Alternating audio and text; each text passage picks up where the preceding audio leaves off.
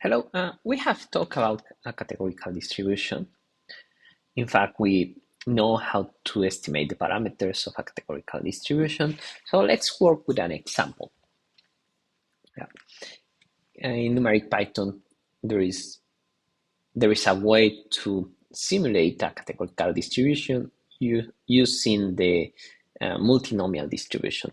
For example, in order to simulate a rolling of a dice, we can do the following. In fact, we are going to simulate with this instruction 100 rolling of dices. Let me split this statement into two, and I think I need to run the setup that it's just the import of numeric Python, and I'm going to split this in two. So you have an idea of what we are looking at.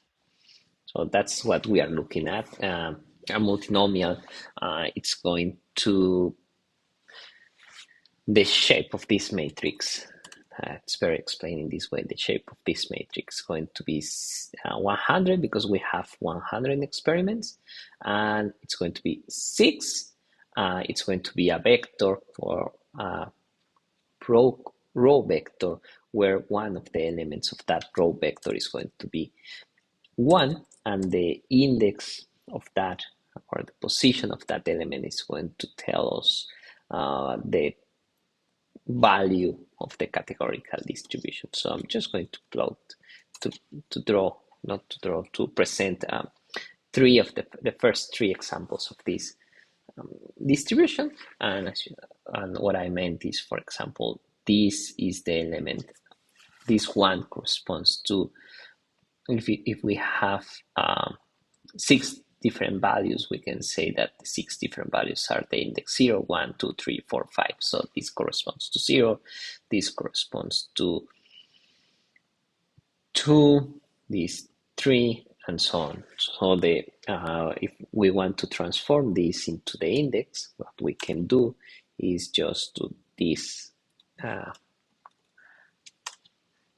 operation, which is just, I'm going to compute the max argument on a particular index, and the index that I'm interested is this one, the one that I'm highlighting. At the end, what we have in X is it's 100 elements, each one having a value between 0 and 5, which corresponds to the categorical distribution of 6 elements. Now that we can think of this X as our experiment, so we just roll a dice 100 times and obtain and just record it, and the output of each experiment, and we can compute once we have the values, which are these ones, we can go back and try to see if these experiments corresponds to the reality that we know. The reality is that each outcome has a probability 1/6. And to do that, we can use this function on numeric Python that it's going to count the unique elements in an array, and it's going to return the number of times it counted. Let me do this in 2 steps so you can see how to do the first part. These are the unique values, which are, as you imagine, are 6 different values, and this second corresponds to the number of counts. As you can see, is more or less similar because each one has the same probability, but of course it is not similar. So we can think of it as the number of times that we have seen it, that it's n. Let me just copy this.